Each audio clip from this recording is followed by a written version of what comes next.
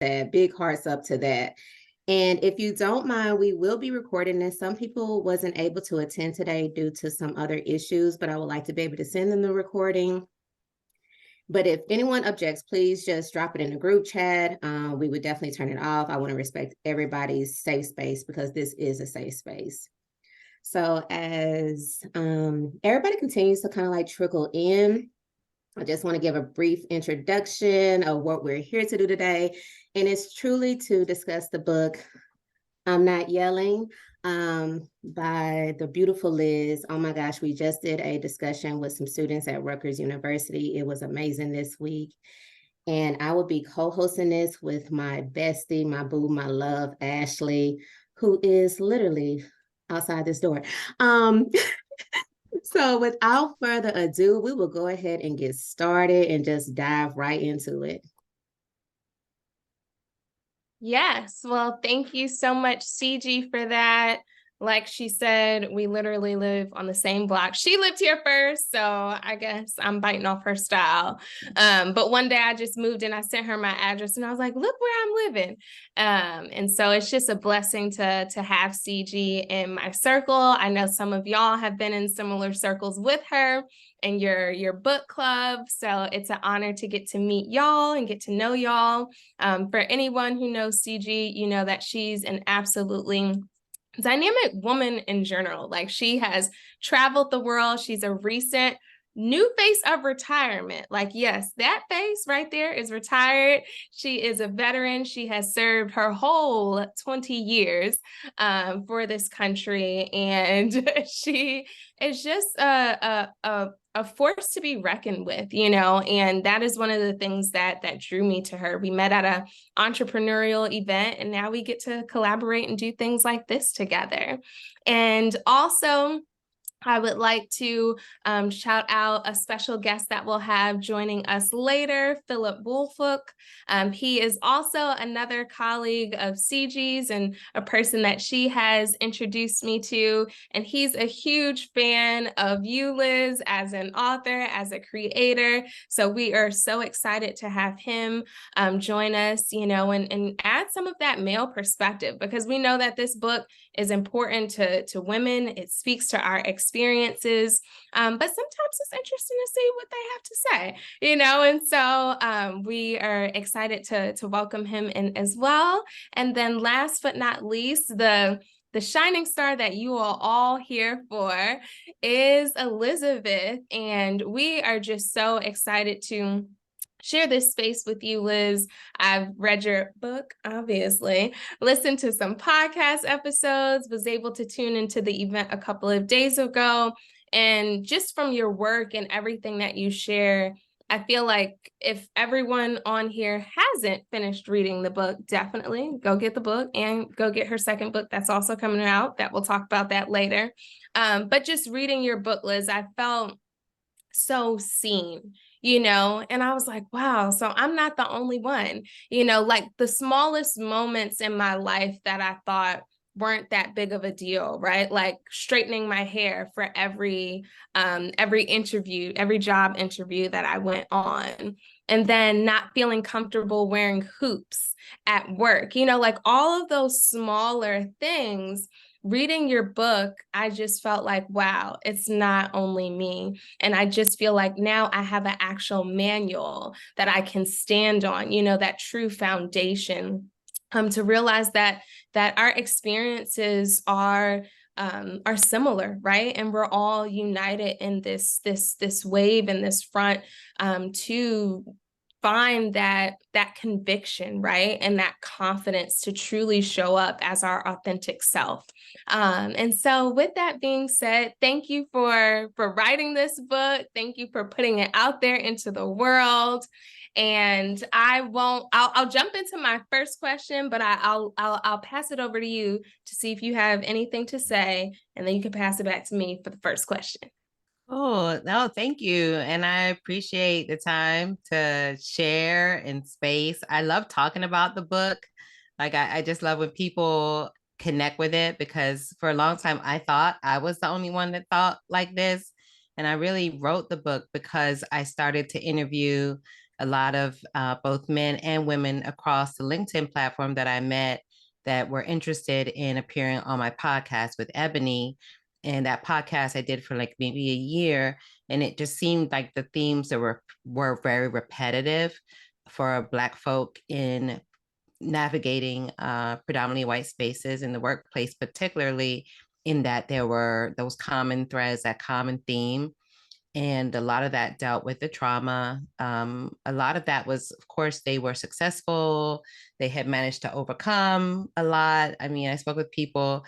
I mean, I joke around about it, but it was like Black excellence personified. I interviewed a real life rocket scientist. Like she's legit. I'm like, I'm interviewing a rocket scientist. Like she she designs rockets. So I was like, okay. So there were so many people, fun and interesting people that I met from every different industry, whether it was marketing, media, healthcare, entrepreneurs. I had a lot of VCs, tech founders. I mean, you name it. People that work for big companies like A&E or H&M or Salesforce, Microsoft. It was like a who's who of corporate America, but everybody was saying the same thing. I'm exhausted. I'm going into spaces and I just feel like I'm not getting, even though I'm a VP or I'm a regional or I'm a director, whatever it was, they still did not feel 100% fulfilled. Or they talked about how sometimes people didn't even want to talk about their job. A lot of times people would come on and they're like, I just really don't want. I had never forget a man that's like a global employee branding. He does employee branding for NASDAQ. And I was like, okay, let's talk about, NASDAQ. And he's like, no. So the whole interview, we talked about how he likes to rap and how he puts his music out on SoundCloud, and he's really a creator at heart.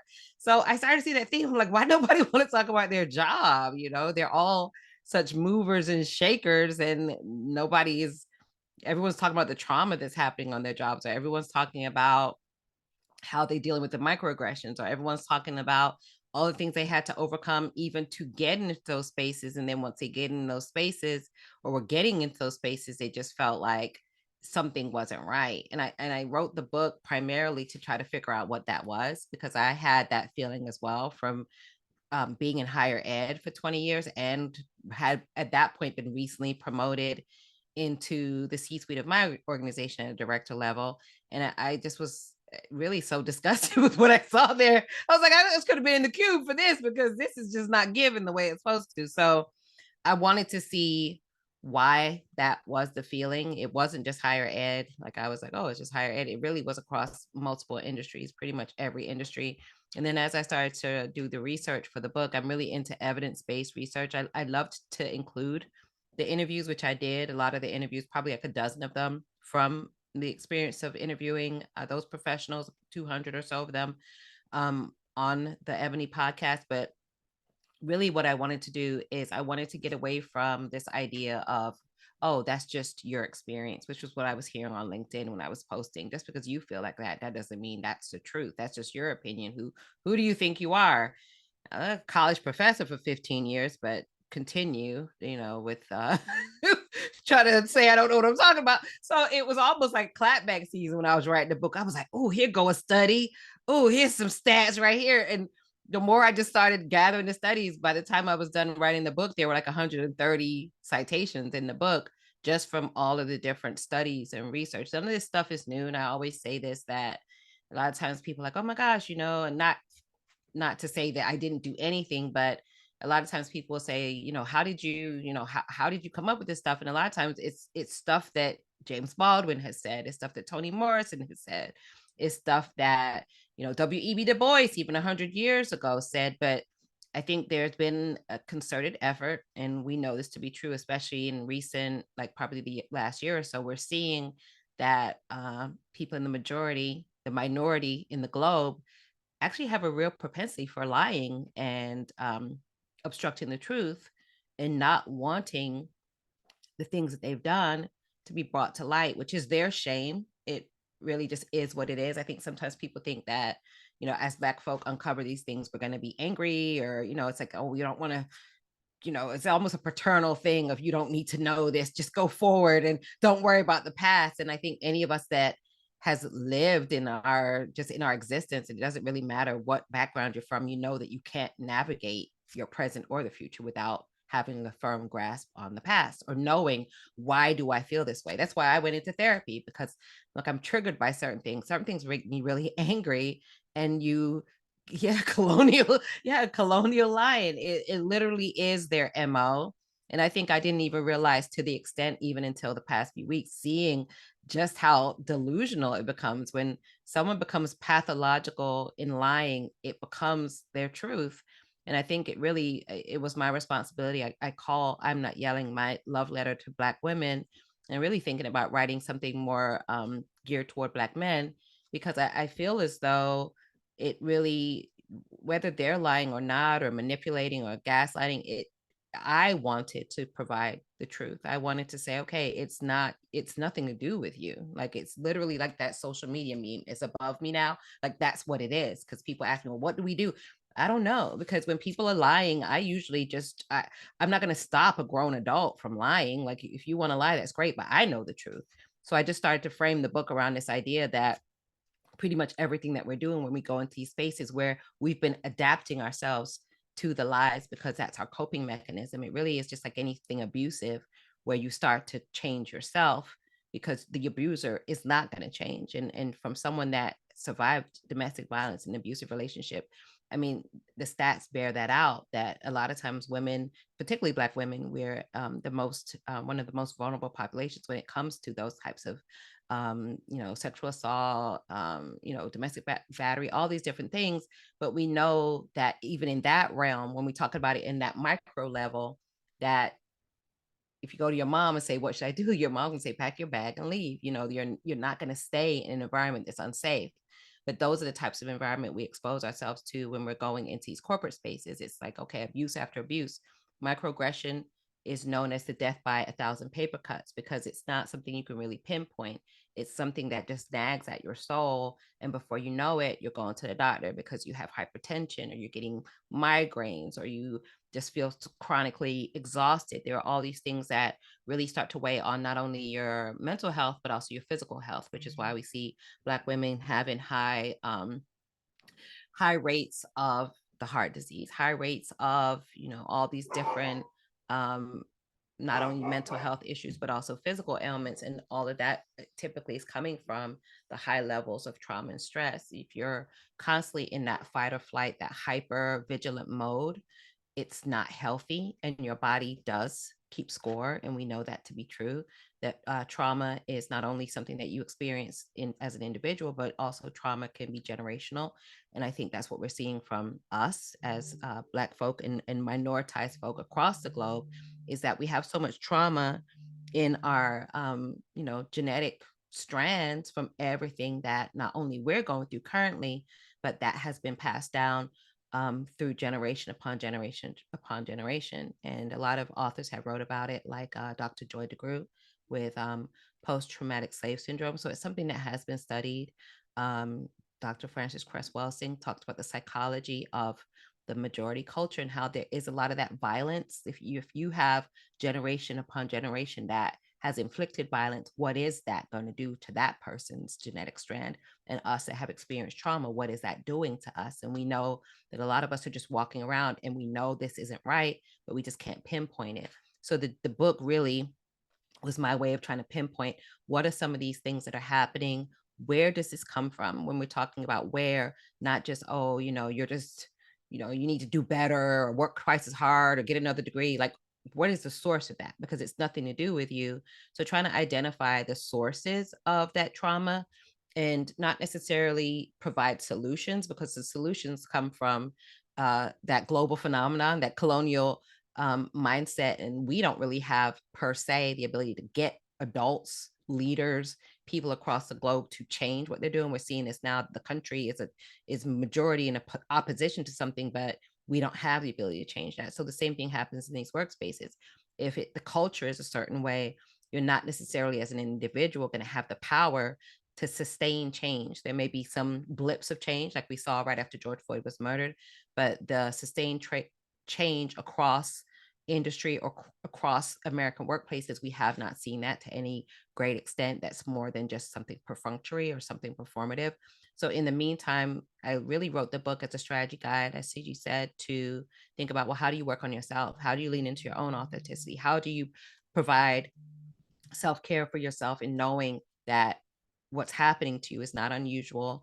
It's not necessarily something that will change, but you can change the way that you look at it so that it's not affecting your mental health to that great degree that we see happens to a lot of Black women, particularly, but also Black folk across America and also across the diaspora, which is globally. And why specifically the title, I'm Not Yelling? I feel like there were probably some other options in there if you want to share, but just reading the book, you talk about microaggressions chapters in. And so I was like, why specifically that title when I feel like there could have been so many other things that you could have focused on? Yeah, because I think initially the main thing that a lot of Black women were telling me was that they didn't feel like they were being heard, or that they were talking and people perceive them as being aggressive. People perceive them as being, too dominant, too pushy.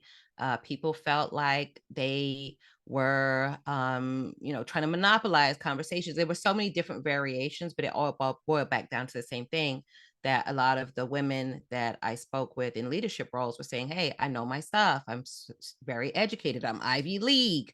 I have a doctorate. I have a master's. I went to this and that, elite school, but they still weren't getting heard in these corporate spaces. The people that were leaders as well, even subordinates, really took a lot of time to try to destroy their confidence, to try to derail, to try to take credit for their ideas. There were so many different variations, but it all boiled back down to the same thing, which was the idea of I'm not yelling. I particularly saw that myself when I got into a leadership role at my college. I had been a faculty member and then went into the executive suite of the organization that owns my college, and just saw the same thing. I just felt like people were perceiving me as being angry, or people were perceiving that I was, upset. People were perceiving that, I was being argumentative. And I think that that was something of a theme that I saw across the other women that I spoke with, which is where I'm Not Yelling came from. It was an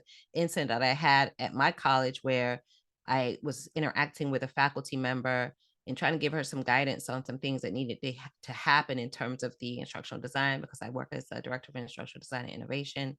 And it was almost like, oh, were you getting so excited? Like, why are you so angry? And it's just like, I'm so not angry. I'm actually very like, why are you even saying that? And I literally said that to her, like, why are you saying that? Because I'm not angry at all. And a lot of the rumination and blaming myself, like, did I trigger this woman? Which I had actually a long-standing relationship with her. I worked with her at a previous organization. And I just started to feel, really depleted. Like, what is it about me that's triggering people so much that every time I talk, people feel like I'm attacking them, and I feel like I'm just talking to them like I normally would. So I'm Not Yelling was one of the titles. I was, going with whatever it was. Oh, and thank you. That snippet is chapter 6. Thank you. I didn't even remember what chapter. Sorry, my brain.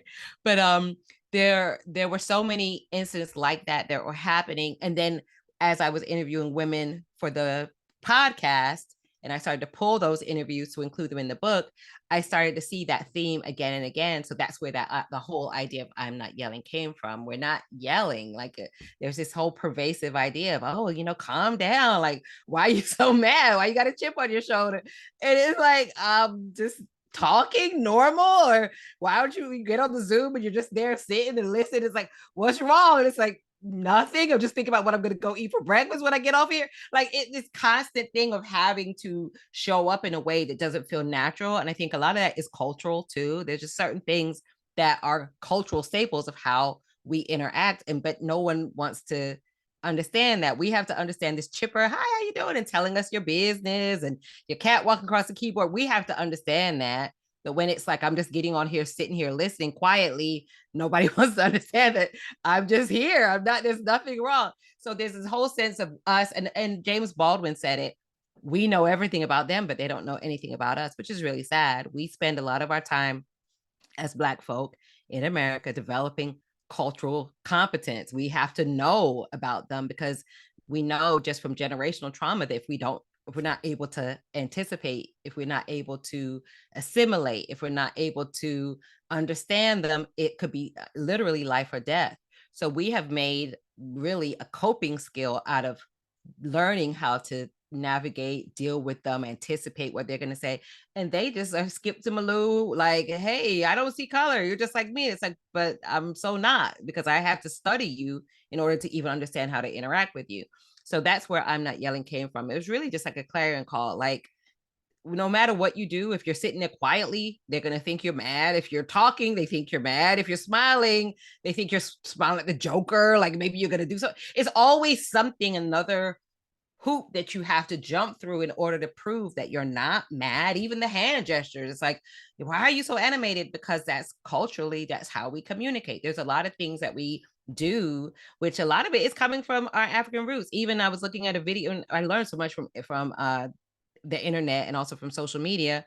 And there's a guy that talks a lot about the vernacular and some of the African language, and how we'll say, oh, a baby, baby, like that repetitive, that a lot of that comes from like Igbo and the language, and how we have a lot of the time, a lot of the things that we think, oh, that's just how we are. That is something that has been passed down from generation to generation, that's internalized. And I think a part of the reason why I'm so passionate about this is I feel like a lot of that has been stolen from us. Like if we didn't go to a Black school, for example, I went to a Black high school, or if we didn't go to an HBCU, we're not aware of just how strong, for real, exactly, for real, that's another one where we emphasize by doubling, and you don't see other people doing that, or if you do see it, they appropriate it, because I see that a lot on commercials now, a lot of the appropriation of our vernacular and how we speak,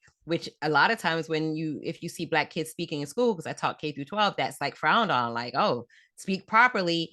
But we are speaking properly. This is the way that we communicate. There's nothing inherently unprofessional or improper about the way that Black folk dress, talk, communicate. And that's why I want to say I'm not yelling. We're not yelling. This is just who we are. And I think people tend to minimize us, or trying to make us feel as though in order to be successful, we have to assimilate or actually mimic the majority culture. And I really wanted to also, in saying I'm not yelling, is let women know, like, there's nothing wrong with what you're doing. Like, you're not yelling. Everything you're doing is fine. They're going to find fault with anything you do. So you might as well just, if they think it's yelling, then oh well, because it's not, kind of thing, Absolutely. So, yes, that whole snippet is in chapter 6. And funny that you bring that topic up, because that was one of my questions. I was curious to know that, as anonymous as you were with the book, like speaking about some of your situations, have any of those people reached out to you and maybe apologized, or maybe wanted to have like additional conversations with you about it? No, it's funny, because I think it goes back to that minimization. My boss, the other day, she emailed me, not the other day, maybe like a couple months ago. And she's like, oh, I need you to, I know you're a wordsmith, you have a book out. I need you to just like read this for me and kind of like just make the language a little bit better. So just sent it back to her. And I was just like, I mean, people know I have a book, but I honestly feel like a lot of times when we're dealing with those that are in the majority, they don't necessarily really even look at our art, our literature, our music. Anything that we do is almost like, yeah, that's nice, but it's not something that's internalized. The only time they literally, I think, appreciate it, and I wouldn't even say appreciate, it's more like appropriate, but the only time they really acknowledge it is if it's something they can commodify. So it's the same thing when we look at, for example, people that have been able to, when they say, oh, you have Oprah, oh, you have LeBron, that's by design. Black folk have typically been able to be really successful in music, in entertainment, in sports, and that's by design as well. And if you think about the beginning of the journey of Black folk in America, those were we were the entertainment. So we were allowed to be minstrels. We were allowed to be comedians and dance and sing, and sports. That's almost like you see people that go to the NBA games and they literally sit courtside and yell slurs at the players. So it's evolved into the idea that you're here to serve me or entertain me, not necessarily that we have autonomy. Like they told LeBron, shut up and dribble. Oprah doesn't even speak out about anything. They stack their money, but they're not necessarily leaders. And it's been some time since we've had those types of leaders that really are the forefront of a movement. But yeah, to answer the question, no, nobody has come to me. And that's really why I didn't really name, any company or specifically point out, because the thing about that too is it's universal. All of us are typically going through this. So it's really, the characters may be different, the scenario may be different, but pretty much the experience is the same. So it really, yeah, I wish that people would think about what they do and think about how to improve it. But I didn't expect that, because that's the nature of the beast, literally, that they really don't have the ability, the emotional intelligence, or the integrity, or the ability to even self-reflect and say, hey, what I'm doing is wrong. It's almost like, well, you're perceiving it wrong. So that's a lot of why I wrote the book as well. Like, it's not you, it's not your perception. This is actually happening. And I think that's been a part of our coping mechanism, has been not to really even acknowledge what's happening, maybe to almost kind of go through it and just say, well, this is just the way it's supposed to be. And back to the abusive relationship comparison, that's typically what happens. Someone becomes so desensitized to being violated that it becomes the norm. And that's, I think, what has happened to Black folk. We're literally walking around in a nightmare saying, oh, it's not that bad. And it is bad. It's when we think about genocide, this is genocide too. It's just a slow genocide. It's not anyone dropping a bomb on us, but we were the first people to have a bomb, or, bombs dropped on us in America, because that's what they did to Tulsa, Oklahoma. They fired bombs and shot at them from, the sky, from airplanes. So this is not something that is new when we think about the idea that there has never really been any kind of interest in us being successful. There's never been any interest in us thriving. In fact, everything that has been done to make sure that we don't thrive. Because I always say, if we're at the bottom of every single marker, indicator of emotional, physical, financial, any kind of well-being, physical, healthcare, any kind of outcomes you can think of, Black folk fall, and other people of color basically fall like right in that hierarchy. White men and women typically are going to be at the top. Then you have like Latin, Black, Indigenous, like all the different shades of the diaspora will fall at the bottom. And that's not an accident. So I think that's a part of why I wanted to write the book as well. Like, who do you believe? Me or your lying eyes? That's what somebody that abuses you will say. Like, no, you're misinterpreting that. It's not misinterpreting, because you can't really misinterpret data, even though people say, well, statistics can be skewed, or, but no, because if the household wealth for white folk is 100,000 and it for Black folk is averages 20 something thousand, there's nothing skewed. It's so disparate, that difference. So I think that a lot of, my thought process is that, I guess, to answer the question, CG, is there really isn't any interest in self-reflection. So nobody really was like, hey, my bad. I was hopeful. No one was interested in it. I was hopeful. So I'm gonna ask one more question. I'm gonna open it up to anybody in the group who has a question. So you can go ahead and put a hand up if you would like to ask a question, or even if you don't want to talk, you can drop it in a group chat. Me or Ashley will read it for you. And my next question would be, because I've been following you for a minute. I created a LinkedIn account probably like in January of this year, and literally you were one of the first people I started following. And one of the posts I saw was this white man in corporate America with a big box of your books. That was the first time I even knew you had a book or whatever. And I was like, ooh, this is so intriguing on so many levels. White man with a book. I'm not yelling, promoting this Black woman in corporate America, handing these books out or whatever. And I was just like in awe.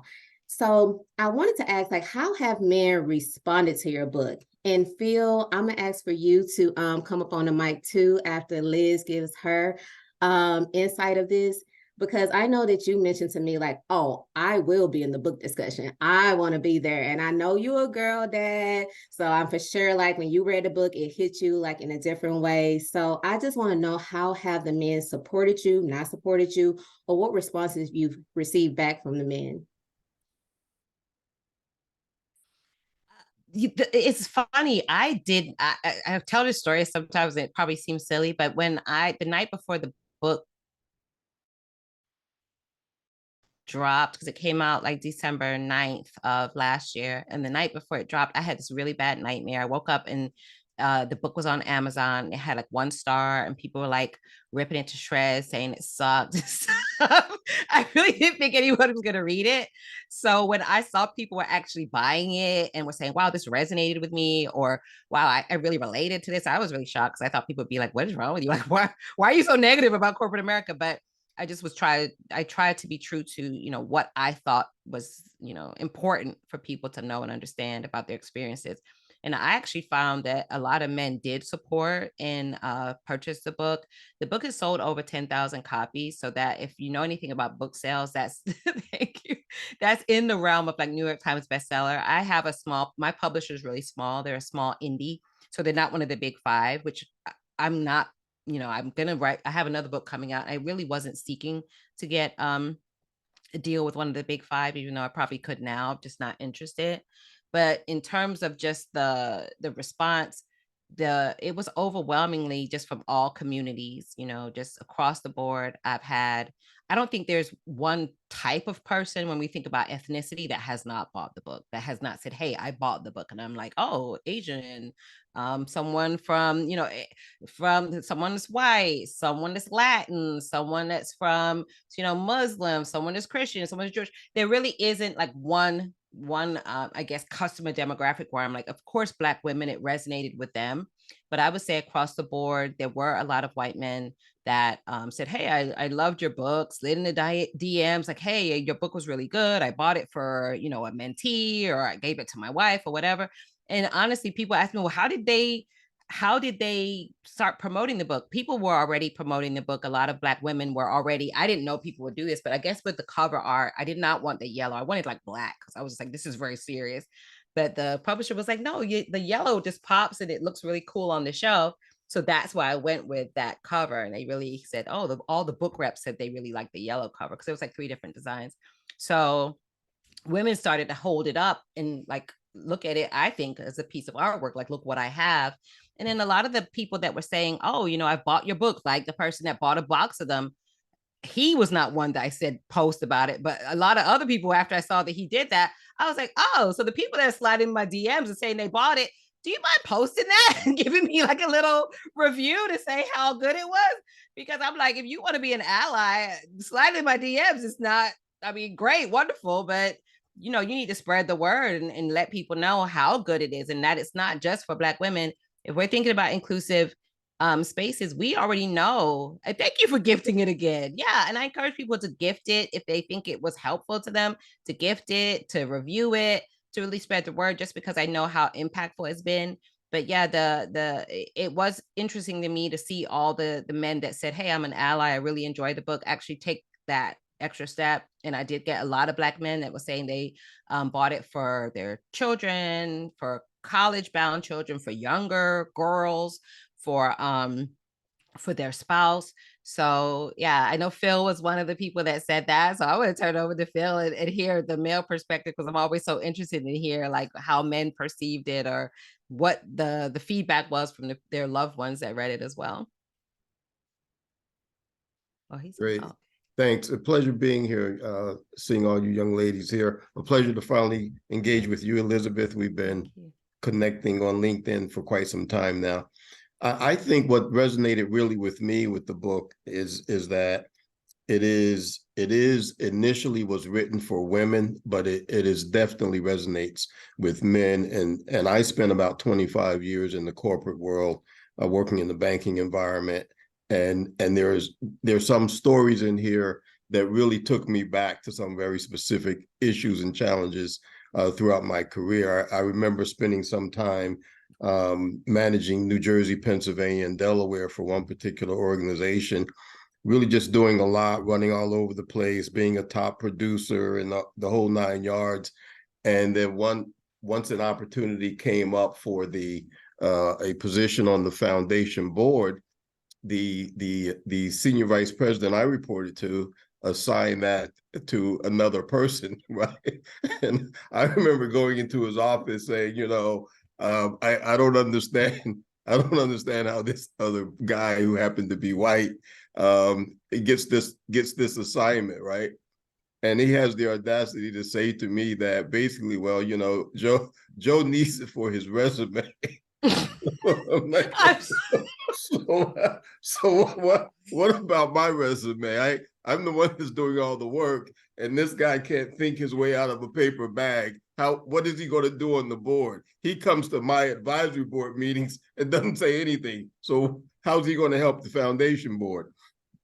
So the thing of it is, I think we all have, Black and brown folks in the corporate spaces deal with these microaggressions, deal with these things of being, overlooked for opportunities.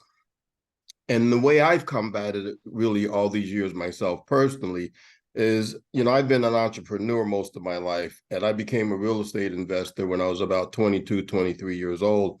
And what that has done for me, it has positioned me to be able to speak truth to power without really any regard to what's going to happen. It's like the worst you can do is let me go. And that same boss, I remember telling him, my family's going to eat, my girl's going to stay in private school, I don't have to change my neighborhood, it doesn't matter whether I'm working here or not. And so I've been able to do that. And when I was younger and was really rebellious, I always had a resignation letter in my briefcase. And so I was not in the position, I wasn't taking really anybody's crap. I remember having you said this, you titled the book, I'm Not Yelling, right? I remember having this engagement with one boss one year, and he starts waving his finger in my face and he says, tell me, let me know what you want to do about it, right? And so I thought about it for a few minutes, and then he left my office. I called his office to find out from his assistant where he was headed. And they said, oh, he's headed to Bob's office, not far from you. I said, okay. I called Bob's office, got his fax number, pulled out my resignation, which was always in my briefcase, put a date on it, signed it, and faxed it over, and I left, right? And so I think as we really position ourselves to be able to really do what should be done, that we don't have to have these fears about what are going to be the repercussions. And the other thing I'd like to say, and it's probably speaking to the choir here with this group who's already read your book, but I tend to look at things from a financial perspective, and I think that there needs to be more people like you, Elizabeth, who are the millionaires and billionaires in our community, right? And so when I talk about things like our folks spending more money and investing and supporting our community, I get pushback sometimes from folks who say, well, we don't really have the money to do that. And I really push back, and I beg to differ with that kind of thinking, because I know that the African-American community spends, this year it's going to probably be somewhere around $1.8 trillion. Mm-hmm. And the bulk of that, believe it or not, I think top of the list is salty snacks, right? So we have the resources. We just need to redeploy how we invest and how we use those resources. And I'm sure Elizabeth likes, appreciates all the likes and thumbs ups and hearts and all that stuff. But I don't think she could go into a grocery store and buy groceries with that. And so in terms of purchasing the books and supporting various other business ventures, I think that's the way we turn the corner. And to the degree that we have the ability to support each other financially and raise the bar in terms of who is out there speaking truth to power on our behalf, the more resources folks who are in that position and have taken on that role, the more resources those folks have, the better it is for us globally. Agreed. Agreed. Snaps up to that. Yes, I love that, That's Phil. right. So does anyone else have a question they would like to ask?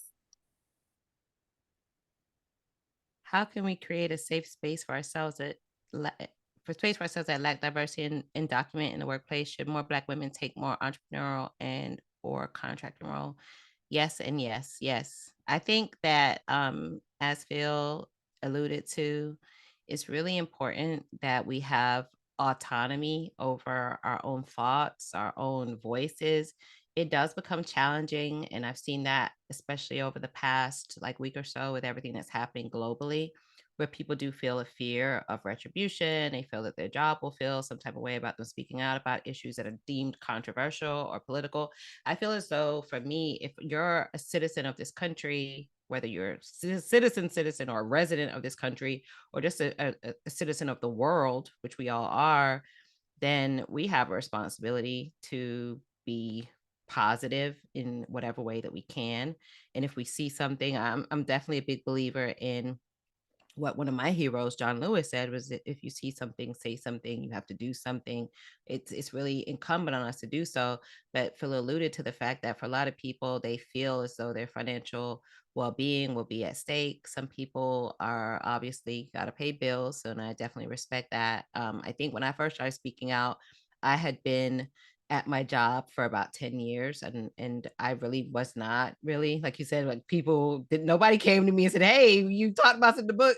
They better not come to me and say anything, because I've been there for so long. It's like I really don't engage with any of that kind of, and if I did, I also feel like Phil, I'm like the queen of, I will fire off a resignation letter in a hot minute. And I've done it before where I CC the whole company, do not play with me, because it's like I do not have time to be stressed out. So I think that period. And I think that that's the key to it, is that for those of us that do have the ability to do it, I feel like it's my responsibility to do it, because I don't have fear of, any of that retribution, but I know that other people do, which is why I don't judge if people don't speak up about something. I don't necessarily feel like it's my place to say, well, people need to speak up. I'm speaking up. So I don't really worry, but I do feel if more of us did have the ability to do it, it would strengthen our community. And that's really what Phil's alluding to, this idea that a lot of times we're literally beholden to the person that is holding our paycheck. So we can't have the autonomy even over ourselves in the office, let alone what we do outside the office. So in terms of entrepreneurship, I definitely feel like that's a good way to at least have. I don't think I've ever, my parents are Jamaican, so I always tell people I like to live up to the stereotype of always having like several jobs. So I don't think I've ever had one job ever. Maybe probably since like maybe 20 years ago, I started teaching in addition to working my full-time job. So I think that there definitely is that component, that having multiple sources of income, even if it's streams of income, even if it's something that you do as a hobby that you monetize, having the ability to have that cushion, I think has been something that's important for our community. We don't necessarily have the infrastructure that other communities have. We wonder, well, how is Chad getting that corner office? But a lot of times Chad's, has the resources, or he knows someone, or they have that network that we don't necessarily have access to. So there's a lot of things that this generational historical exclusion has done, where we're not able to build our capital, we're not able to build our network. A lot of times we don't necessarily know who to tap into, because we've been fragmented so much. There's been distrust that's sown among a lot of the community within our community, as well as other minoritized communities. So it's really difficult for us to channel that. But I really feel like financial empowerment is the way for us to be liberated as Black folk. I really don't think there's another way, because I think here in America, they worship the almighty dollar, and it doesn't really matter what religion they dress it up in. It always, for this country, boils back down to, and for the West in general, it boils back down to money, resources, power, and that drives the decision making. For those that don't want to be entrepreneurs, they're not interested. Not everybody really even is interested in entrepreneurship, which is valid as well. Sometimes it's like, hey, I just want to be at my job. I just want to do my job, come home and spend time with my family, relax on the weekend, which is also valid. But in terms of filtering, I always feel as though it's important to do what you feel comfortable with. I think for me, I started to feel an immense amount of pressure with not saying what I felt. So I feel as though everyone has to do it in the way, to answer Layla's question, in the way that you feel comfortable. Chat, in the way Hi, that you feel thank you. comfortable My with. name is Yana. I'm sorry. I just had to write it all out because I was like, I'm not going to make sense if I act. No, you're good. You're good. And I think it's really important to have these kind of conversations, because these are the things that we're thinking. And these are the things that if we talk about it, then it clarifies a lot of the things that we're already thinking. But I definitely feel that sometimes you're not necessarily in the position where you can, necessarily be an entrepreneur. And if you want to speak up in those spaces, I feel as though the best way to do it is just to do it. I don't think there really is a strategy for doing stuff like speaking up in ERG meetings or owning your voice. I don't think there's a way to tiptoe around certain things, but I also feel a lot of the things that I tell Black women when I'm speaking and doing some engagements like this is that sometimes we just doing too much. A lot of the time when we're speaking up in these ERGs, or we're speaking up in the corporate office, or we're trying to tell them my mind, I've gotten to the point where, unless it's something specifically to do with my job, my paycheck, my lane, I advocate for students because I definitely feel passionate that they don't have a voice, but I don't necessarily advocate for, oh, we got to do this initiative and this is going to make the company money, because at the end of the day, that's not increasing my paycheck. The idea of working twice as hard and coming there like a busy bee and not taking PTO and working through lunch and coming early and leaving late, I don't think that has ever really paid off for us. We don't see that in our paychecks monetarily. Black Women's Pay Equity Day is in September. So we have to work all the way through the year, an additional 9 months of the next year, to make what a white non-Hispanic male makes in a year. That's 58 cents to the dollar. Latin women actually a little bit lower. And all of us fall in that bottom percentile in terms of our wages compared to a white male.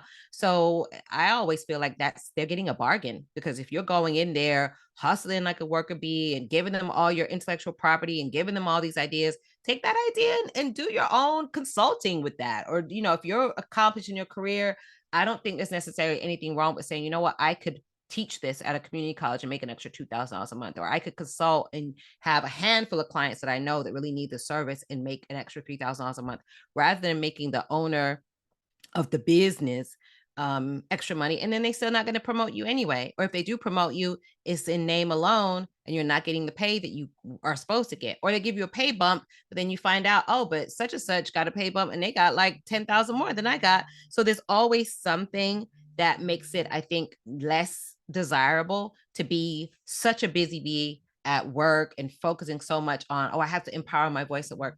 I think the internal voice is the most important voice. So when we think about, people ask me, well, should I go in there and fight them and tell them they're doing wrong?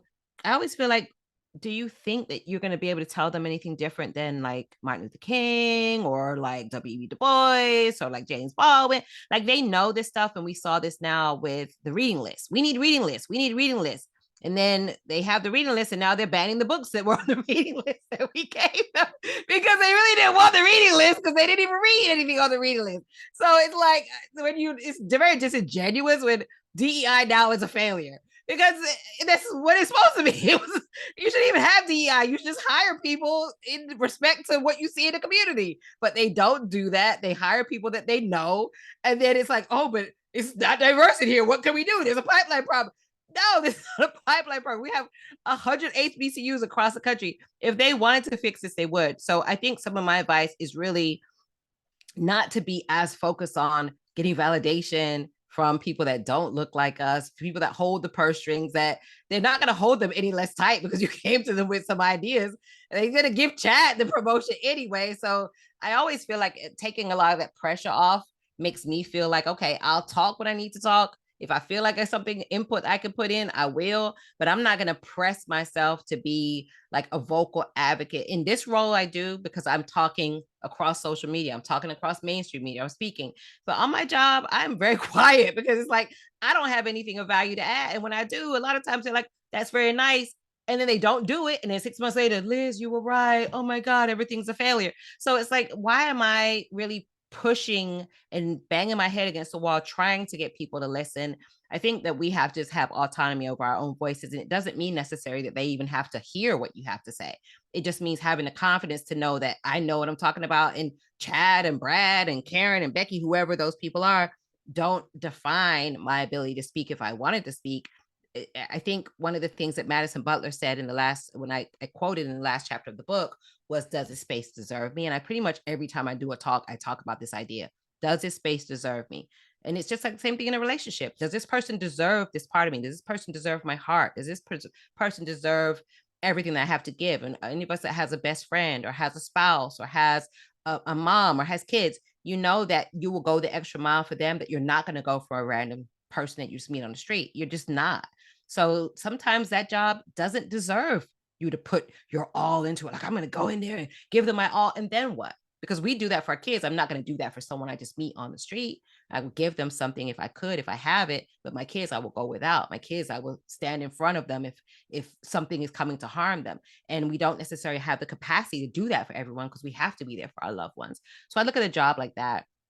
I don't think necessarily, reclaim your time. I don't necessarily feel like it's important to be as outspoken as we want to be. I think it's just the autonomy to know that our voice is valid. And that autonomy and knowing that comes from inside. It doesn't come from them accepting our ideas, because they're conditioned not to.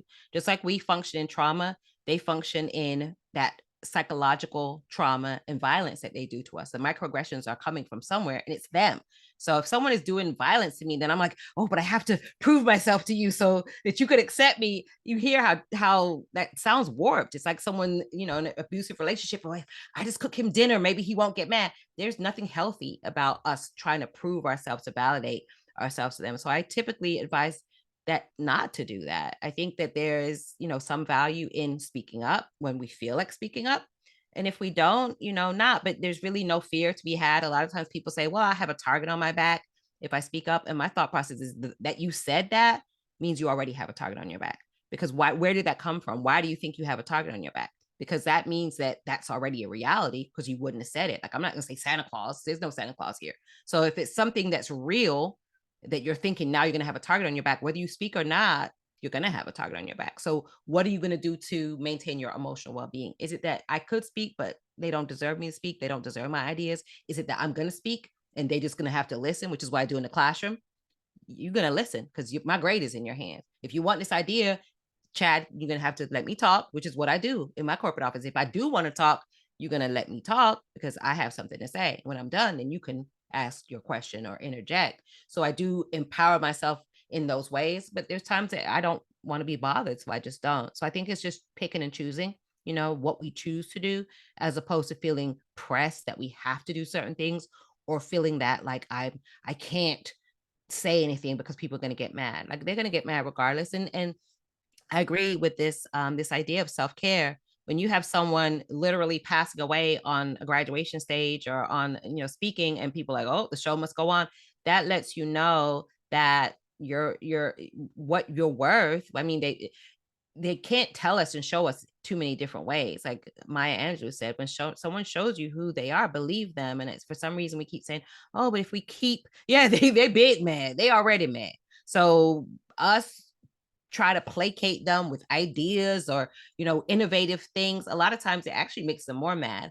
Dr. Carol Anderson talks about this in White Rage, this idea that it wasn't Black folk in these spaces that enraged white people to lynch and do all the things that they've done, the atrocities that they've done. It was excellence. It was the fact that we cannot be crushed. And there's an anger that comes with that when you can't be crushed. We're seeing it across the globe now. If you try to resist what they want to do, they get enraged. So a part of it is knowing that that's just what it is. There is something that enrages them about our excellence, and they don't like that we rebel. We don't want to be colonized. We don't want to be assimilating. We don't want to be doing things we don't want to do. That's a part of our nature. We're rebelling against something that's wrong. And when they see that, it just makes them big mad, because they want to crush our spirit and make us comply. You have to comply. You have to comply. And there's something in us that, we resist that, because it's just not natural to tell someone if they're not our parent. And even if they were, like with my kids, I don't make them do anything. I'm like, I suggest that you do this, but If you grown, it's up to you, whatever you do, because it's on you. So there is a sense that there's a paternal, like, I know what's best for you, which was what we saw in DEI. I know what's best for you. I've never experienced it, but I'm going to tell you how to fix this. And they didn't want to fix anything. So we can't fix grown adults. And I think that's what I always boil back down to. Heal yourself, which is what I'm working on, therapy and talking to myself with kindness and not judging myself. I always say work on yourself first, put the mask on yourself first, go into these spaces and trying to heal people that are very, very broken and are hurting you. I just feel like it's honestly like a fool's errand. You know, that's what my mom would say. That's a fool's errand, because it's like, and we know we're not fools. So trying to change someone that has no interest in changing, I think is oftentimes it's not going to work out. And we had one more question in the chat. You kind of touched on it, but Tanya mentioned, and I'm gonna kind of like sum it up. She has a manager who is consistently giving out wrong information. Boy, have we not all been there. But no one, the other leaders, have addressed this woman or man for that matter. What advice would you give in that situation in regards to like how to address that with the other leaders, or even maybe directly with the manager? You or Phil could answer it. Yeah, I mean, I want to defer to Phil, because I honestly, when I see stuff like that, it just depends on the proximity to me with that person. Like if someone is making my life miserable, then I typically will go to my manager and be like, I'm not going to tolerate that. But I think you also have to have a manager that's willing to listen. And thank goodness I have someone that is. My previous manager was not open to any of those types of discussions. So I think oftentimes it depends on the type of manager you have. Are they open? Do they respect you? And do they feel that your voice is something that needs to be heard? A lot of times I won't even talk to her in front of everybody else. I'll let the whole meeting go by with someone doing silliness. And then I'm like, I need to talk to you after the meeting. And now she got to listen to an hour of me complaining. And after that happens like several times, she starts to go fix it because she doesn't want to hear me complain. So I think it really depends on the dynamic, who that person is. Is that person affecting you? If that person giving out wrong information to their own team and it has nothing to do with me, I just wait till they mess up and be like, oh, so-and-so's actually known for messing up. That's been a recurring theme for quite some time. Like I will throw my shade, but I'm not really going to even care, because it's like, I don't own this company. You know, I don't have stock in this company. I have enough stress on my plate just for my own life. So I don't look at my job as something that I have to go in there and solve things and give. Like my intellectual property is for people that look like me, people that I can help, people that need it, marginalized voices, historically excluded voices. That's who I use my brain power for. I'm not going to use my brain power. People already are rich. They rolling the money, jumping in their coins like Scrooge McDuck. Why am I giving them extra feedback to try to make themselves better? I won't. And it may seem selfish, but I feel like my intellectual property and my energy needs to go to people that look like me, Black and brown people that already don't have voices and don't have anyone to say, hey, this is not, you know, try it this way, try it that way. They already have such a big support mechanism typically that unless they're interfering with my day-to-day function, like making my life miserable, I honestly would just let them, if they want to be in there messing up. To me, it's just, it's like the chicken's coming home to roost. It's like a lot of times these people do not need to be in these positions anyway. And the same, I think I talked about in the book, there was this man that just kept pressing my nerves. And before we knew it, it was like the man quit and my boss was like, oh, so mad. And I'm like, this is the same man I've been telling you that he has been right in my case since he got here. He made my life miserable for a year. Keep in mind, this man is not my boss. He reports to my boss, and I've been complaining. Oh, don't worry, Liz, I'm going to take care of him. I'm going to get rid of him. She never did. And eventually the man quit at 11 o'clock at night and just said, I'm not coming back, because he was just a troublemaker. And a lot of times people that are like that, that is just their MO. That's what they do. So for me to try to, like somebody said, try to change an adult that has been doing this probably their whole career, I'm not so compelled to do it unless they're doing something to me. Now, if you're doing something to me, then yeah, it's going to be a problem, because you're not going to make my life miserable while you're just there skipping around and causing confusion. So I think we have to balance out like risk reward, if like whether I really feel like taking up that fight. But yeah, I let Phil talk about it, because I think Phil has plenty more management experience than I do.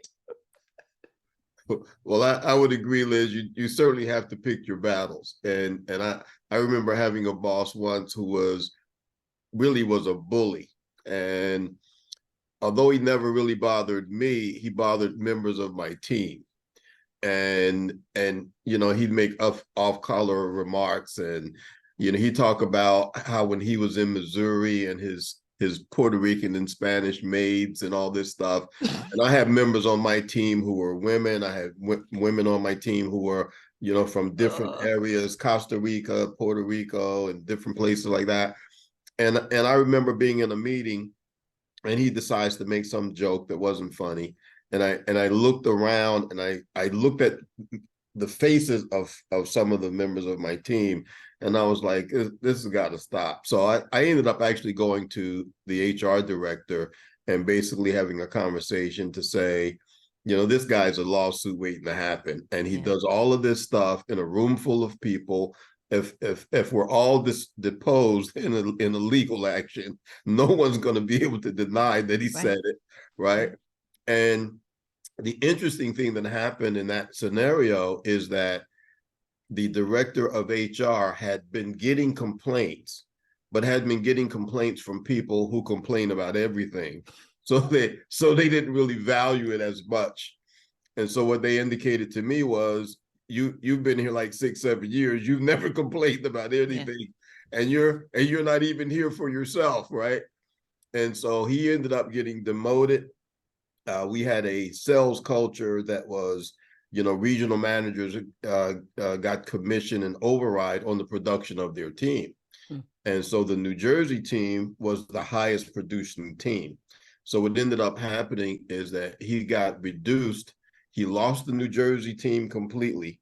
So me and my folks didn't have to report to him anymore. Good. And then what was left was the smaller teams, which was Pennsylvania and Delaware. So he probably lost about $20,000 in commission.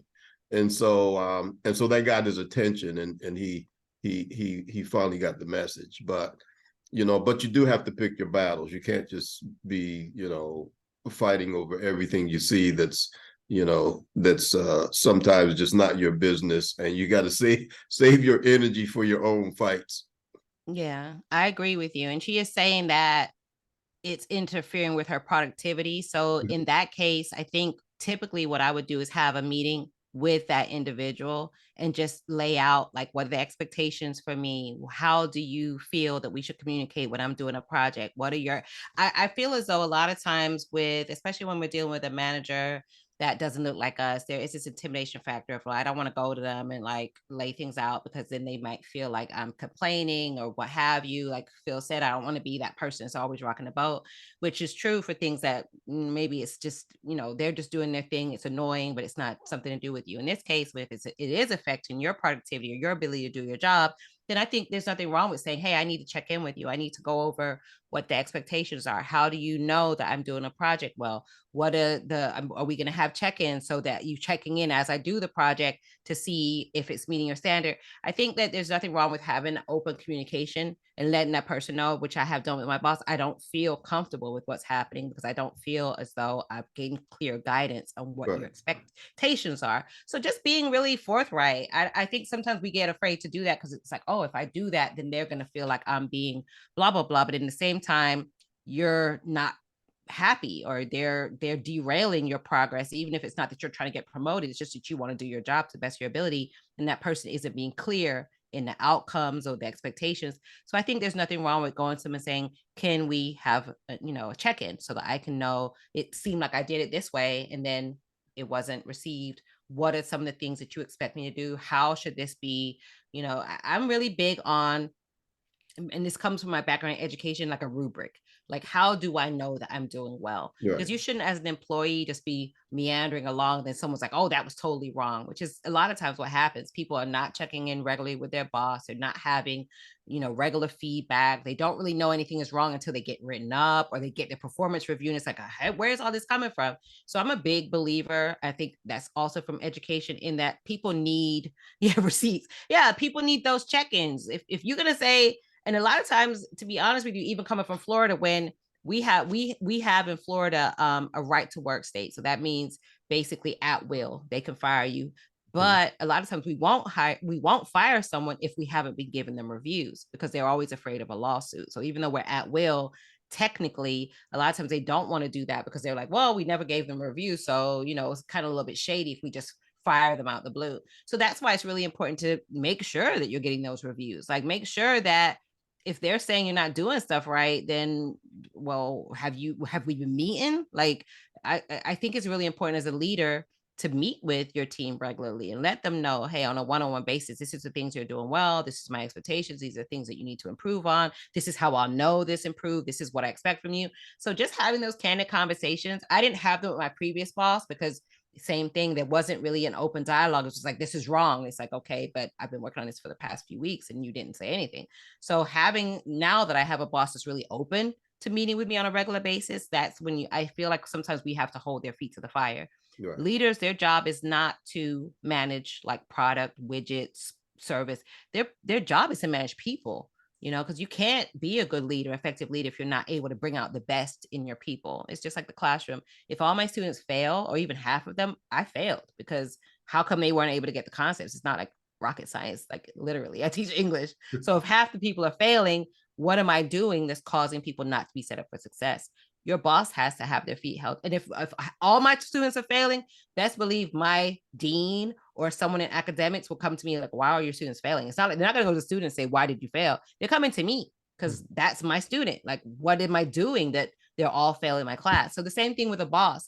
Like, if everyone is not set up for success, or even just you are not set up for success at your job, your boss needs to do better. Not that you need to figure out a way to do better. Like, they have to give you better guidance and put you in a position to be successful. So I would definitely tell them that. I've told my boss, I don't feel like I'm in being put in a position to be successful.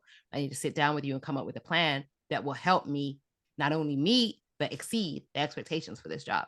So that, I think, would be my biggest advice. Just have those kind of conversations and don't be afraid to do that, because either way, if they're having you do something wrong, that's going to affect your performance either way. So saying, well, I don't want to talk to them because maybe they'll feel some type of way. Eventually, it's just like we talk about receipts, documentation and stuff. If they've said that you're doing well and then something happens, then that's not justified, because you've gotten performance reviews and you've met with them and they've never said anything. So I always go back to that. My mom used to say that, and I talk about it in the book. If you don't document it, it didn't happen, because she's a nurse. And I learned that at a very young age. When I first graduated college, I would complain about microaggressions and they don't like me. And she's like, well, did you document anything? What happened in the conversation? Have you followed with the email? All those things that need to happen so that you can have a paper trail, so that, as Phil said, if you go to HR, then it's like, I have this documentation that this happened, and now I'm feeling this. HR really is there for more, and for y'all that work in those fields, for compliance, they're really there to protect the company, not to protect you. So going to them and just being like Phil had evidence, like people saw this. But if you have a one-on-one conversation with someone and no documentation, it's your word against theirs. HR typically is going to do what they can to protect the company, not to protect you as an individual. So it's really important, I think, to have those meetings, to have the documentation, to have emails where you can say, I was doing my job. If they're saying this isn't right, well, I'm a big on per your previous email. Per your previous email, this is what blah, blah, blah, blah, blah. So making sure that you're saving those. And if they're saying this isn't right, then that needs to be, I won't even have a verbal conversation with someone that's saying I'm not doing my job right. It's going to be back and forth in email, so that I can, or in Teams, so I can see where they said do it this way, and now they said that. So if it's late, it's because of that. Oh, per your email, you said blah, blah, blah, blah, blah. That's going to take me an additional 2 weeks. Can you confirm that's going to be okay? Like, I'm constantly on that, because as a teacher, I have to have something to validate that I'm failing a student, for example. So do the same thing in corporate. Make sure that you are keeping receipts, document everything, email everything, no verbal conversation. If nobody else was there to back you up, to say this is what happened, then you need to have an email chain to make sure that you're protected. Because in a lot of situations, HR is just going to err on the side of, making sure that the company is not liable, not necessarily protecting you as an individual, which is what Phil said. We're going to have a lawsuit. If they think they're going to have a lawsuit, oh, they tighten up. They're going to fix it.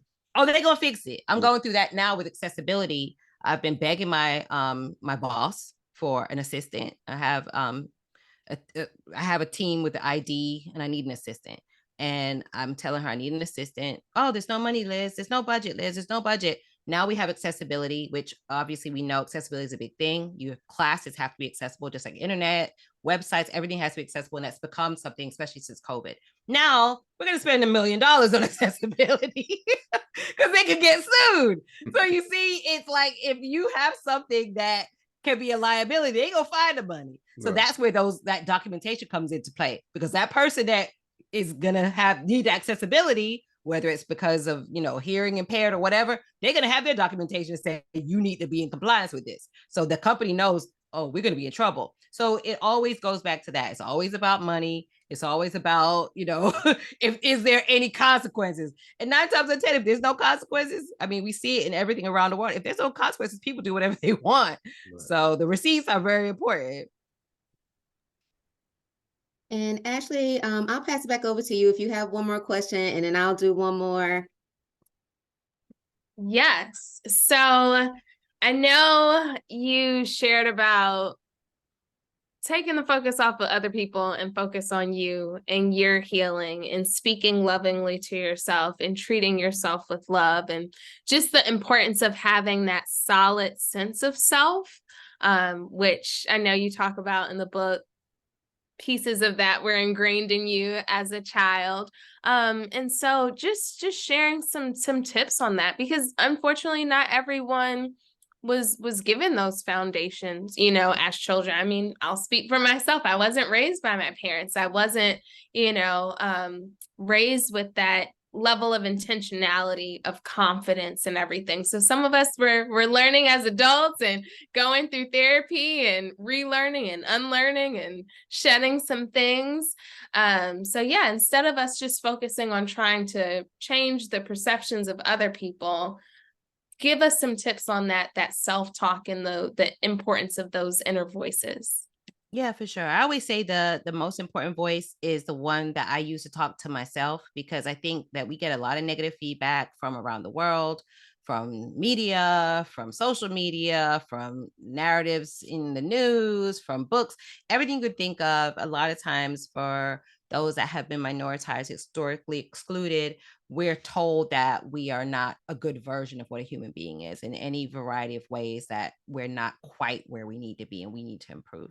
So I always start from that premise of that there's literally nothing wrong with me. Like, by the nature of me being born and on this earth, I can learn things, but I shouldn't have to validate my humanity. And I think that's what a lot of us struggle with, this idea that I have to validate that I'm human enough for you to whatever that is, whatever that they're holding up to say, well, if you can kind of get to this level, I'll give you this, whatever that might be, whether it's their empathy, their kindness, their pay raise, their not killing you, whatever it is, you have to earn that right.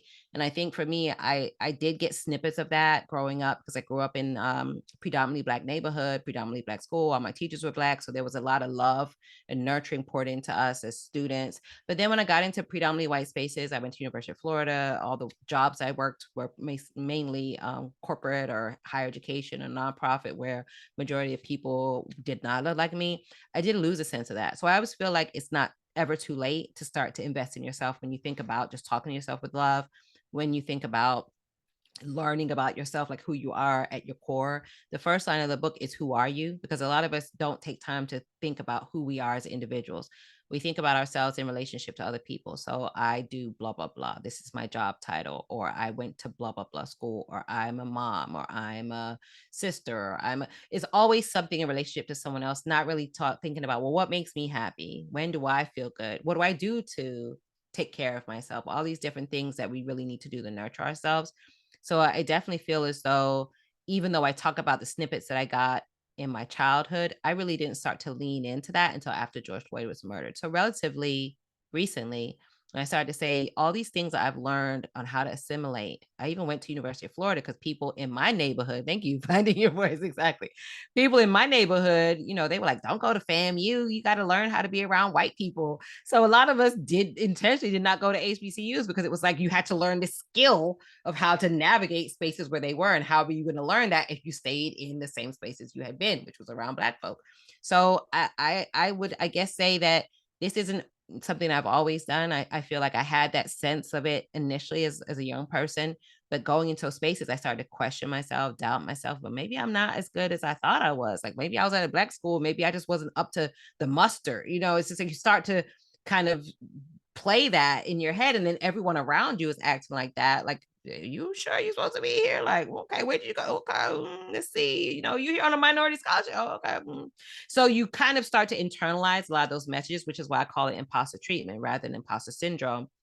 Thank you. So the idea that a lot of that is not internal to us. A lot of us grew up with, you know, parents that poured into us, or community members, or church members, whatever it is. A lot of us had that, you know, in our communities, but we go out into the other spaces and then people are kind of like acting like we don't belong there, and they other us, or they tend to doubt us or question or all that stuff. So I think it's intentionality behind knowing that we need to unlearn a lot of that. And I'm definitely on that journey myself. It definitely isn't something I've had, even though I had that foundation. And I work at it every day. I learn about myself every day through therapy, through just reading, through talking to other people, through just all the people I've connected with on LinkedIn. There's always something new to learn about the power of the African diaspora, the global majority, especially in the past few weeks.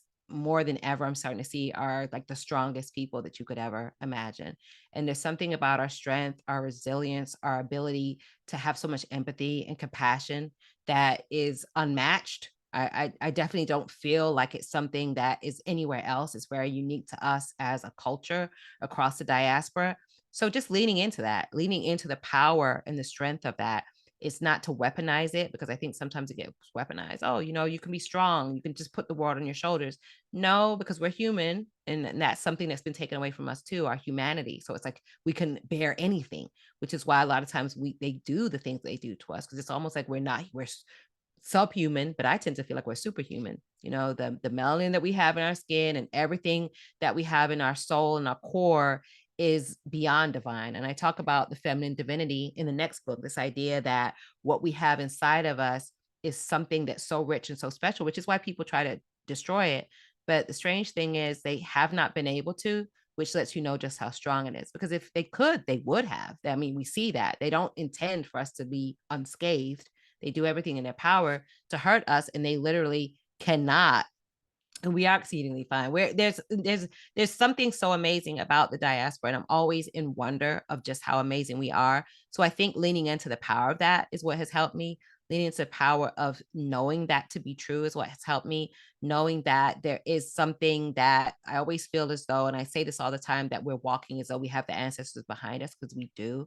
The things that they had to endure. I mean, even though we're enduring so much heartache and so much turmoil today, imagine what it was 100 years ago. Imagine what it was 200 years ago. Now we can have community in some form or fashion, even if it's across, you know, the internet. So we have the ability to nurture each other, uphold each other. That's why I'm really big on community too, because I think through community we can heal. So I think healing yourself is the most important thing. Talking to yourself with love, no judgment, not ruminating. There's a lot of things that I'm learning in therapy that I did just as a natural part of just like, well, oh, you didn't do good enough, Liz. You got to try better. You got to work harder. And that's a lot of the messaging that we were told from our parents, our grandparents, because they thought, you know, the more that you try, you're just going to be able to overcome. And what we're seeing is, in order to do that, though, they would actually have to be willing. And why should we have to force people to see our humanity? That's the part that is really infuriating for me at times, because we shouldn't have to push and fight just to have the same rights that everybody should have ordained because of the fact that they live and walk on this earth. So there's a part of that, I think, that is frustrating, but the other part is freeing in knowing that it's not something that's unique to me. We're seeing it's not unique to the American struggle. It's unique, really, that we have one particular demographic of people that have been able to wreak havoc across the rest of the globe. And if we know that to be true, then it's really even more important for us to really pour into ourselves, pour into our community, develop community so that we can heal ourselves. So yeah, it's a constant practice. It's just like going to therapy. I have therapy every week because I know that I have a lot of healing to do, unlearning to do. So it has to be very intentional. And it just starts today. It starts whenever you want it to start, and just pouring into yourself. The same way that you've poured into everything else that you've done that's made you successful. If you put that into yourself, I mean, the reward is something that I always say, try it. It feels great. And I have to say, every time that I think about how I was even 3 years ago compared to how I was today, I'm like a totally different person. So I love that. So my question would be in regards to your next book. I definitely would love to get like a little brief, succinct overview on what to expect. And I also saw on LinkedIn that you have a workbook for I'm Not Yelling. So can you tell us like what we can look forward to with the workbook? yeah. I'm putting out the workbook because so many people were like, "Oh, I'm using the book and I have a notepad separately to the side where I'm jotting down all my information and journaling and stuff." So I had not had the time because I was working on the next book to really do that. So the workbook is really going to be the exercises and having just a separate space outside of the book to really dive into the discussion, the reflection questions, the affirmations, really making it more of an affirmation and journaling guide to really accompany the book so that people can have that. And those that read the book can really have a separate space to take their time. I know a lot of people are like, oh, it's like I was taking my time and reading each chapter, and then I didn't want to. I was trying to do the questions and get everything, make it very organized. And I'm big on that for being a teacher. So I know it's really good to have your own journaling space. I think journaling is a great tool for helping to sort out your thoughts and really affirmations. I'm really big on affirmations because I feel like that's a part of the healing of talking to yourself with kindness. So the journal will be coming out this month. I expect it to be out before Black Friday because I want people to have access to it as they're starting to think about shopping for the holidays and maybe gifting it to loved ones. So it is going to be out very shortly. The next book is really the next stage of the healing process. I think I'm Not Yelling was more like me just getting out all the stuff that's annoying, the trauma and all the things we have to deal with and how I've dealt with them and how other people have dealt with them and evidence-based strategies on how to deal with some of these issues. But then Protecting My Peace, it was a different phase. After 2021, I started to feel really depleted. I was going through a divorce. I was going through just a whole bunch of emotional turmoil, mental health issues. And I started to feel like, well, I want to talk about the next stage. After this is what's happening, you're accepted that you have trauma. What do you do to heal that? What are some strategies that you can do to really lean into how you can speak to yourself more kindly, and what are the strategies that you can use to really think about how to heal yourself more intentionally? So that's what Protecting My Peace is about. It's about the idea of leaning into ancestral power, which is what I talked about. How do we lean into that ancestral power and knowledge that we all have from across the diaspora? How to really accept that what we are at our core is more than enough. We're more than worthy in every single way. So focusing on really all the positive things we have, not the negativity that's been fed to us about how we're not good enough. So really focusing on that is really the main theme of the book. And also thinking about inner beauty, because I think for a lot of us, especially those of us that have grown up in this Western, hemisphere, there's a sense of the white archetype of beauty, that standard of beauty. It really does not reflect most of us across the diaspora. There's a sense that we're always really shown standards that don't reflect what we look like. Also, the fact that across the African diaspora, everywhere in the rest of the world, beauty is really not necessarily quantified by the way that you look. It's quantified by who you are as a person. It's quantified by your spirit. It's quantified by how you treat others. It's quantified by, do you contribute this to the community?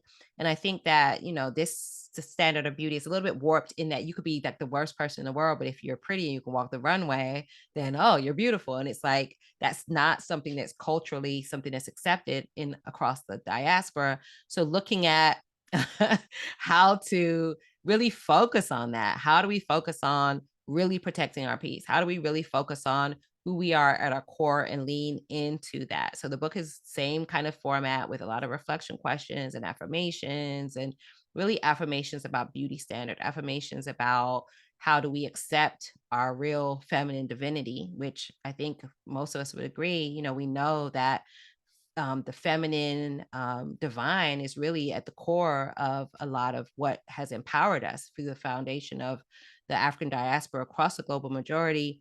Women have been, very influential in a lot of ways, either leaders or co-leaders. This patriarchal system, which says that, we have to kind of be an afterthought and that we can't have autonomy. We can't, contribute meaningfully to society is really something that's a construct as well. So focusing on how we can empower ourselves and really take that internal love. And if we have that internal love, really nobody can take that. Once you know who you are and you stand in your truth and your power, that's really unstoppable, which is another reason why we have people that want to destroy that, because that is something that emanates from within us.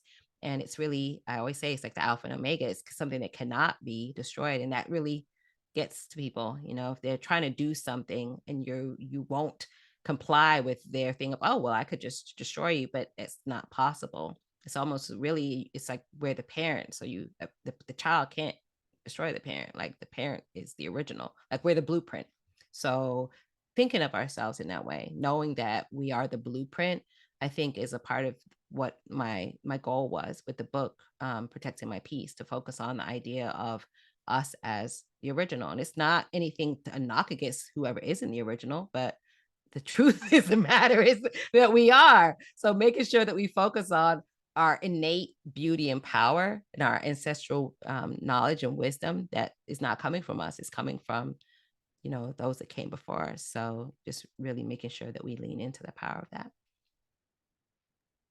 I love that. So I'll pass it over to Ashley. Yes. Well, we want to say thank you all for tuning in, and we're going to use these last couple of minutes for some words of wisdom as we depart, leaving from this Zoom call. Words of wisdom from both you, Phil, and you, Liz. But just some calls to action, and something to leave on the hearts of people. Liz, I know you always talk about the work you do on this planet is separate from the work that you do at a job in a formalized system. So as we walk away, what are those things that you want to leave on the hearts of people that they can take action on?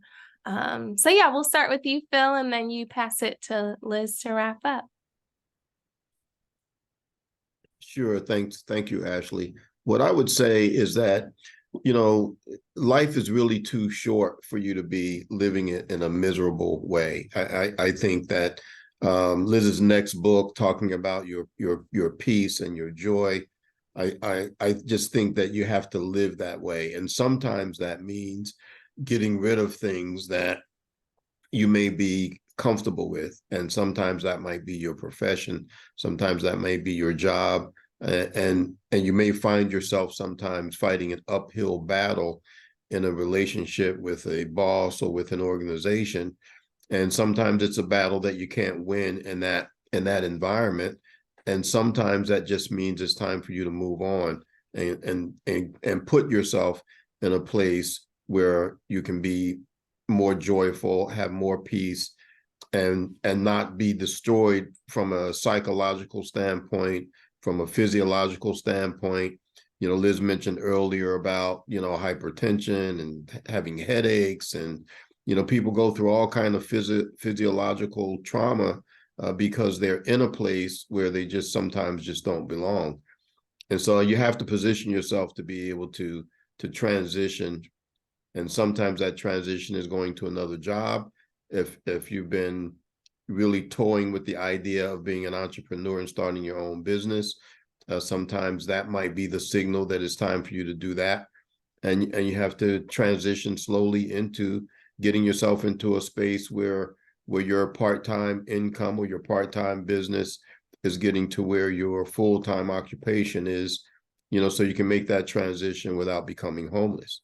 But I think it's just, you can't live your life in a space where you're just miserable and unhappy all the time. It's not healthy. Absolutely. I agree 100%. I co-sign everything that you said, Phil, and I agree with all of that. I think that that's such an astute point, and it's a lot of times it's not an overnight thing. I still work my full-time job because I like that extra money. Right. But I look at it like Ashley said, it's like I'm not invested in it to the point of like, this is, oh, I gotta get in there and now I'm gonna be a VP. It's like I'm there, but I don't feel as though, as you said, Ashley, it's not my work. It's a job. It pays my bills. And I think in the book, I talk about this idea of Kanika Tolver, who works for youth department. And once you say she works for internal, was it interior defense? Or I can't remember, but she works out of this area in the DMV.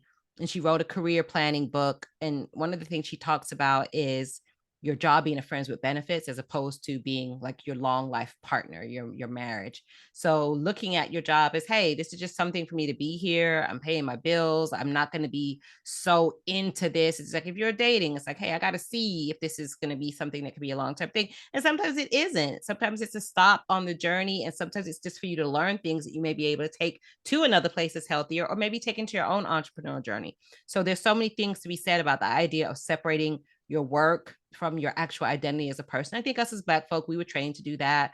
Like our moms told us, get your degree so you have your bachelor's. And a lot of parents, especially immigrant parents, what do you do? You're a lawyer, you're a doctor, you're an engineer. They want you to have something prestigious they can go back and tell their friends.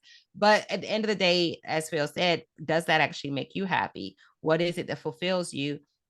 And Ashley alluded to that idea that I don't necessarily look for fulfillment on my job. I like working with students. I don't necessarily do that as much as I used to, but my work, I feel like, is outside of that. My work is really to help other people that are going through the things that I've gone through, and giving people some ideas about how they can improve the quality of their relationship with themselves, the outside world around them, thinking about how to protect their peace. So looking at like, what do you really want to do? Like, who are you at your core, and what is your actual purpose on this earth? And a lot of times that's not something that's even in the realm of your job. It may not be. I never wrote seriously professionally until I wrote the book. And that was in 2022 is when the book came out. So even though I was a writer and trained as a writer, it was just not something that I felt confident enough to do. So sometimes you just never know what your passion can turn into. This writing was my passion, but I taught it. I didn't necessarily think it was something I could even do for a living because I just didn't feel that confidence of doing it. So if you let go of what would you do if the answer was yes? What would you do if you knew you couldn't fail? For me, it was writing a book. And that was something that I really wanted to do, even though I wasn't sure if I could. So trying to do the things that make you happy and seeing, and as Phil said, it's not like you have to quit your job and just tell everyone, like that Eddie Murphy, is it Eddie Murphy that did that? F you, and F you. Like, I think it was Coming to America, right? You don't have to do that. You just real G's move in silence. You're there at your cube, have a smile on your face. They're asking you, how's everything going? Everything's great, but you're there doing your thing, and you're making sure that you're planning for your next stage in your life. So making sure that you're not necessarily getting swayed from the reality, which is that a lot of times a job is not going to fulfill you in the ways that, even if you get into the C-suite, I say this all the time. I got in the C-suite. I was like, get me out of here. This is not where I want to be. This is awful. So sometimes we aspire to things, and then once you get to the top of that mountain, you're like, this is not what I thought. So looking at what actually makes you happy as opposed to what makes other people happy, your family, or your mom, or whoever else you're trying to impress. Sometimes we're trying to impress people, and those people could care less. Those people are on about their business while we're suffering in a place where we really shouldn't. And Phil said that sometimes your mental health erodes, relationships erode, your physical health erodes while you're trying to hang in there. And I don't necessarily think that that's often, most of the time, not the best thing to do. Just focus on healing ourselves, being happy. What is your why? And not your why for like, do you want to get a promotion or whatever, but what is your why for being on this earth? And I think for most of us, thinking about, your job should be your sidekick. That's right.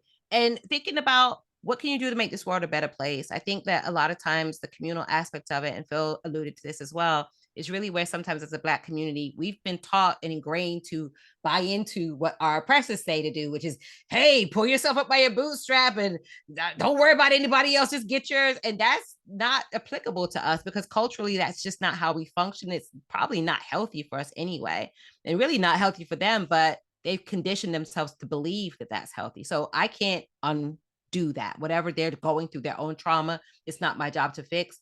What I have to do is focus on my own health and my own well-being, and I know it's not good for me. So pouring into my community fulfills me. So what do we do that fulfills us? And focusing on that, focusing on building community outside of our normal day-to-day environments, and thinking about how we can be in community with people that are like-minded. So that's another thing that I think is important, really focusing on how we can develop connections that Phil talked about this earlier as well.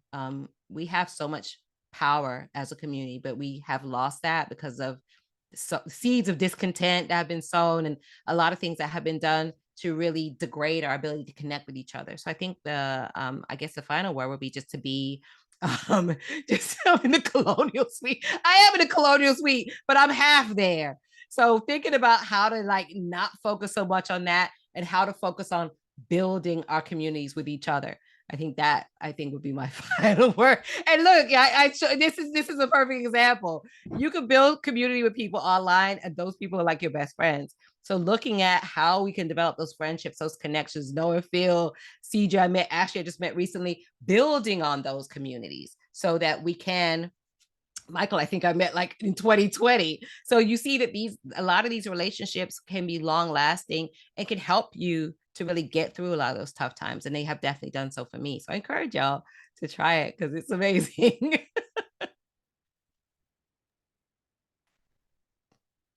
It truly is. And once again, I cannot thank you enough, Liz, for making time for us today and just pouring into us over and over again. All right, so let me give y'all the backstory on how I met Liz, like officially. And just give you the sense of the power of sliding into somebody's DMs, because literally that's what I did.